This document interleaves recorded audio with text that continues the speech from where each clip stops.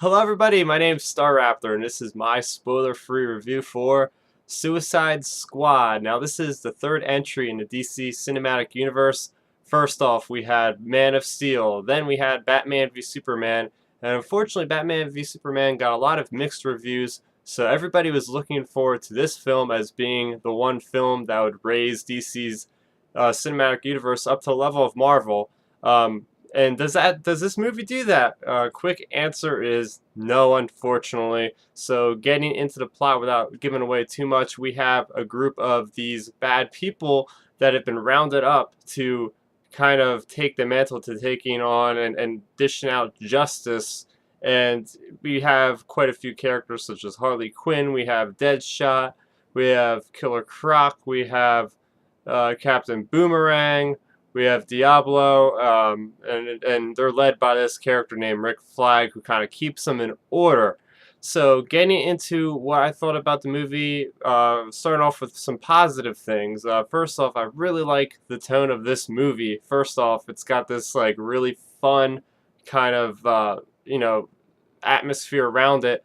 What stands out to me a lot is the introductions to the characters. They have text on the screen that kind of gives you a brief glimpse at what their histories are and whatnot.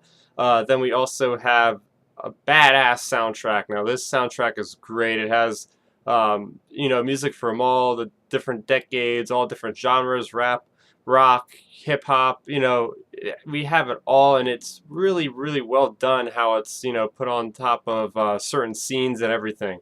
And it just like coming out of a movie like Batman v Superman that was really grim and really dark and not a very humor-filled movie. You're going into this movie and right off the bat, these delinquent cast of characters are just they just make jokes constantly. So that I really enjoyed that part of the movie. It was just feeling like this was a completely separate and new horizon for DC. Now, speaking of fun, I like the action a lot.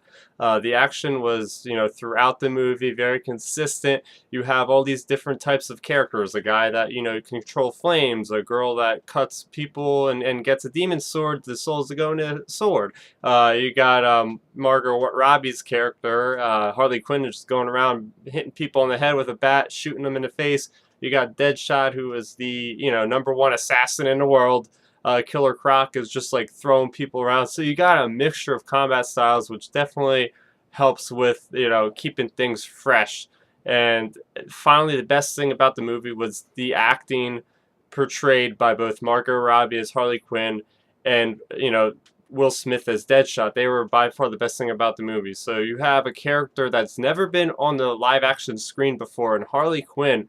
And to me, Margot Robbie did exactly what Ryan Reynolds did with Deadpool earlier in the year. She brought her A game, bringing this character to life, which started back in the Batman animated series, I'm pretty sure. And she just, she really carries this movie with the humor and just like she brings that character to life. And same with Will Smith as Deadshot. He's got like the best arc in this whole movie. He's this mercenary for hire. He has a daughter, and he's doing everything to make money to, try to make his daughter have like the best life. And to me, that's just a really genuine character.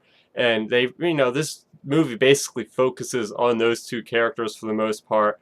And unfortunately, that's all I really liked about this movie. Now, moving along to the negatives, my problems I have with the movie were, first off, as there's so many characters in this. It's impossible to juggle to make them all feel balanced. So we have a lot of characters that just come off as like afterthoughts. They don't really like do anything by the end of this movie that really elevates them or anything like that.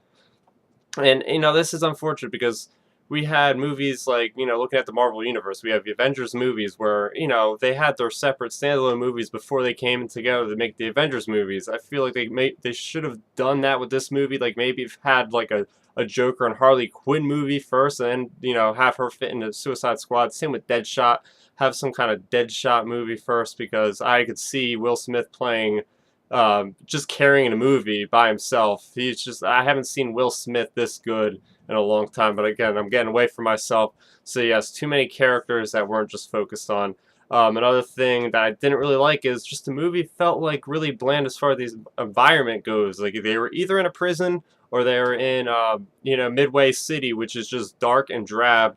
And there was like no people walking around, no bystanders. You really feel like there's not much of a risk. Like, okay, who's left in the city to save? Because everybody's freaking gone. Like, there's nobody there.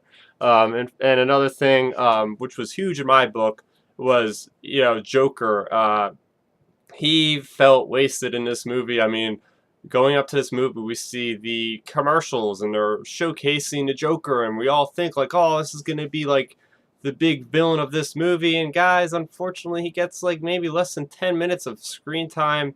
It's a huge waste, but not really a waste because Jared Leto, I think he plays the character great. I think Jared Leto, he really brought his A game with this one, and he studied Joker throughout the years. He's a Joker fan himself, so if anybody could do it, it's definitely him. And following Heath Ledger's performance in The Dark Knight, this guy had very large shoes to fill, and I want to see more of him. I felt cheated that we didn't get enough of him, and and it's basically it connects with this really convoluted plot, which is my next point. My final point about the movie is just I don't know if these people that made the movie knew where this was going. I mean, they just had this like the Enchantress is basically the villain of this movie, and but then they have the Joker also as like another storyline, and it's like, oh wait, the Joker's here, then you have this Enchantress person over there, they're fighting the Enchantress person. The Joker just disappears for like half the movie, and you're wondering where the hell he is. It's just like I don't know what they thought they were gonna do with this plot. It's just like too much moving pieces, I felt like, and it just didn't really create like a focused narrative, which I would have much rather preferred. But as much as the negatives I had about this movie, I mean, I liked the film. Just a lot of problems, like I said. I'm not sure what happened. I'm sure this is going to get a sequel, which I will see for sure because it's got a lot of potential. They're just off to a rough start. DC's really off to a rough start now.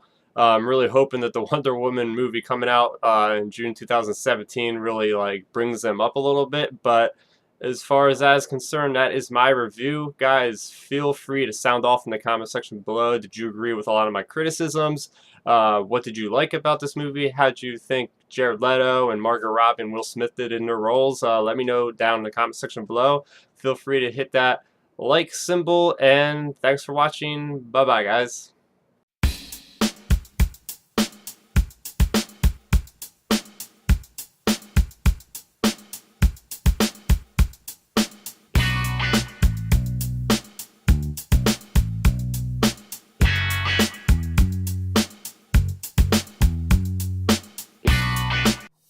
Did you enjoy this video? Then make sure you go ahead and hit that thumbs up symbol. And if you like this video, make sure you hit that subscribe button down below. Subscribing to my channel will help me out, and it helps you guys out, keeping up to speed on all my latest content. Speaking of which, you can catch my weekly Star Wars show down over there.